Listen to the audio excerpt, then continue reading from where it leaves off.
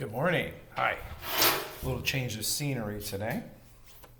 We are in the sunroom, which is the cloud room today, I guess. Anyway, today we move on and talk about obsessive compulsive disorder, often known, of course, as OCD. I hear a lot of people kind of like phobias. Well, I have OCD. I'm so OCD about that. Well, you're probably not because you're able to leave the house, generally. People that have this to varying degrees have serious functional troubles. And there are, I gave you a couple of links. One, I've got a couple of videos. I'm going to release that today, but about people with OCD, different types. But also, there are a couple pages that I really like. It's not the page. They're not the pages that. I think you really like them. Put it that way. One is about what are called the four main types, and then I've added another, the fifth type. And some places look at four, some places look at seven. I'm just going to do these five that sort of make sense to me. So. I'm going to give you each five. I got notes here in a second, but a lot of it's going to be kind of examples. And once I give you this sort of the basic thoughts, you should be able to figure out pretty easily what's going on. Now, keep it in mind, most obsessive compulsive disorder is mental. Okay, what you see on movies and television and things are people that are hoarding and checking and ordering things and arranging stuff just so and all that. Which is, the more visible part, but most of it is mental. It's thinking about that stuff. If you were a checker, now you're at home right now, but if you were at work or something, if you were a checker, you'd be thinking constantly about, did I leave the iron on? Did I leave the doors locked? Did I lock the windows? Does the dog have enough food? All that stuff. You'd be thinking about it constantly versus the actual physical checking of it. Okay, so keep in mind that most OCD is mental. Whether it's something like that, whether it's something like repeating patterns in your head, which some of you probably do, maybe counting your steps, looking up and counting things on a wall, tiles or some such thing. Okay, so let's move on here. Let's get these types. So I'm just going to try to do these one at a time. The board is, here we are. Let's go back here. Okay, the first type I'm going to do is what are called obsessionals. Okay, and these are what are called pure obsessions, that they don't manifest themselves in behavior except to try to get rid of them. Okay, so if you can't read this, it says that these are very unwanted and intrusive thoughts that you have of horrible things.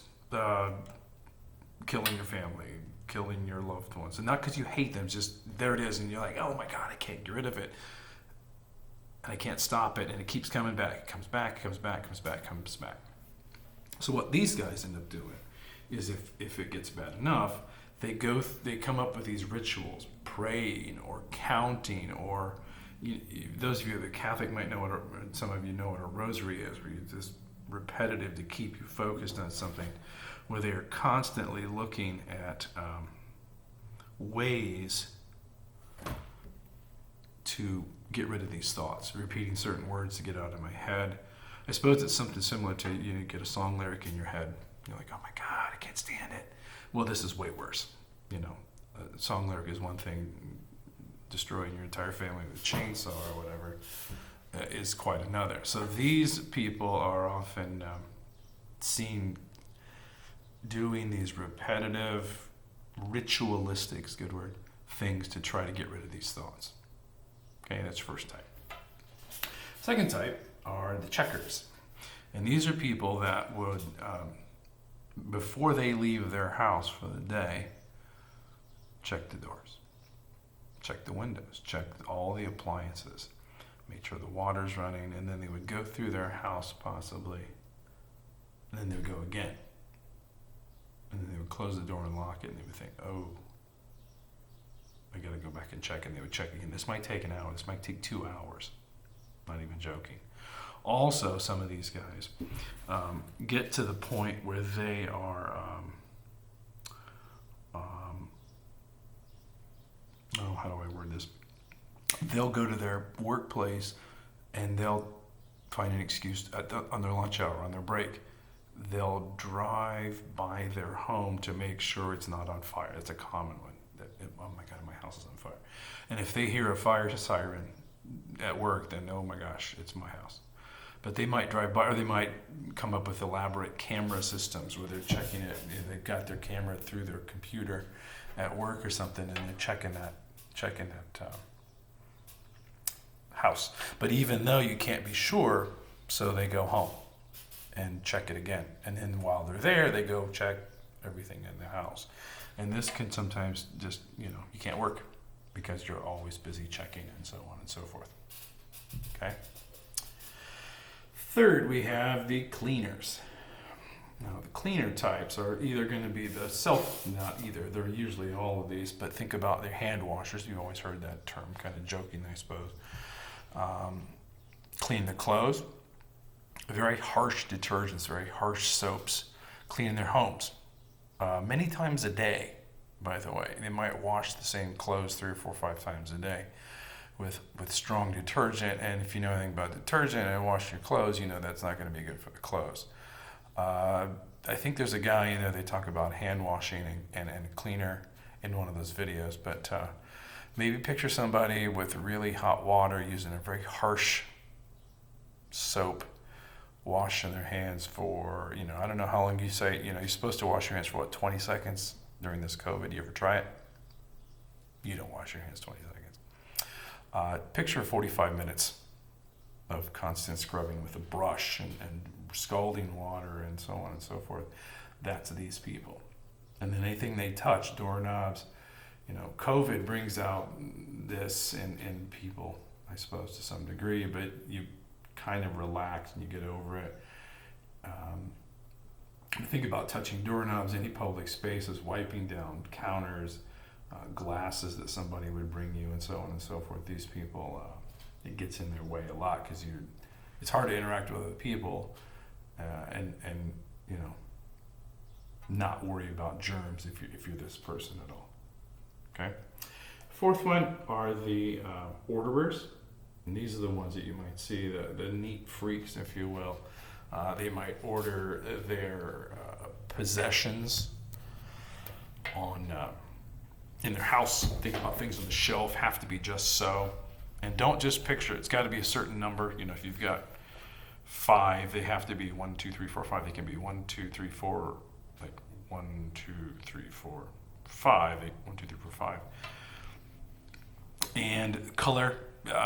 My brother had a roommate once that arranged all of his shirts by color, which I'm sure is not uncommon, but these were like pressed, folded, not folded because they're hanging, pressed, and the same exact space apart, the same exact hanger. It was impressive but creepy, I guess, put it that way. These guys will get down to the point where they measure things. If you picture on a table, and I would show you this in class, where you've got the same distance, you've got 5 pencils, let's just make it easy. They've got to be the same distance apart. They've got to be the same distance from the edge of the table, from the corner, from the other edge of the table. I have to be pointing the same way. All the labels on the pencil would have to be in the same spot. All of those. So if somebody comes into their house and says, "Hey, pencil, I need a pencil," and they grab one, this person's like, "Oh, no, stop, don't do that." And they would be like, they couldn't think about anything else until they put that back. And then that person puts it back, and of course they're not going to put it back the right way. So the entire time that person's there, all they're thinking about is that pencil. They're looking at it, they're thinking about it. They can't concentrate on anything else. And the second that person leaves, they'll go back. Not only and rearrange that pencil, but probably have to go and rearrange all the other ones as well. Okay. So this could be, like I said, clothes. This could be, and this has to do every day. Before you leave, it's kind of like checking, I guess, where you're ordering your tasks, or you have to do these before you can do any task, before you can do anything, you have to do this in a certain order and things like that.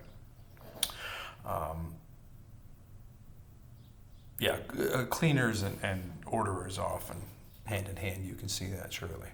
So that's one that's I suppose it's kind of comical in some ways, but it's debilitating for sure if you let it get the best of you.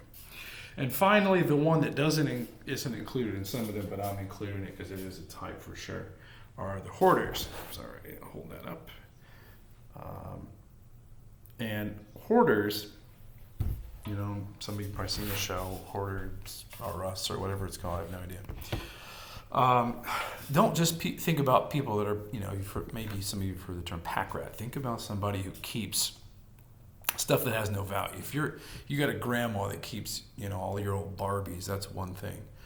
But to keep all of the receipts, all the boxes that's been taken out of, not for collector, but just because of the boxes. They keep the receipts, they keep old newspapers, old coupons. Think about a coupon that's 30 years old. They'll keep it. Well, you never know. They say, well, you do know because you can't use it. But they keep that kind of stuff.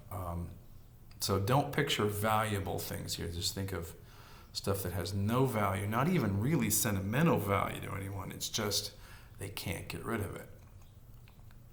And it obviously becomes a problem if you're trying to live with somebody. You know, if you've ever seen that show, it basically is the relatives come in and try to get grandma to clean the house, and she won't do it, so they go in and basically force her. And in some cases, they go, you know, kind of like, they'll grab and hold on, and you have to pry it out of their hands to get rid of these stack of newspapers from 1984 or something like that. It's pretty sad. I used to live next door to somebody that was a hoarder, for sure.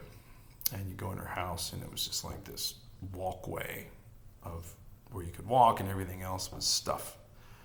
And her garage was the same way. She's very nice and but you never asked her about it, for sure. And she would have a garage sale every year. She'd go in and she'd go through every night, or one night she'd clean the whole night. She would clean out, wake up in the morning, there's all the stuff on the driveway.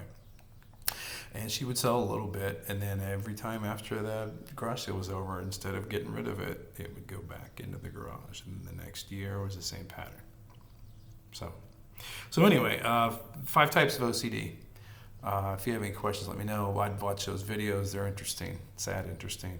And those sheets, the pages, can really help you as well. Okay? All right. That'll do it. Next up, we have amnesia and fugue, which is kind of a cousin. All right?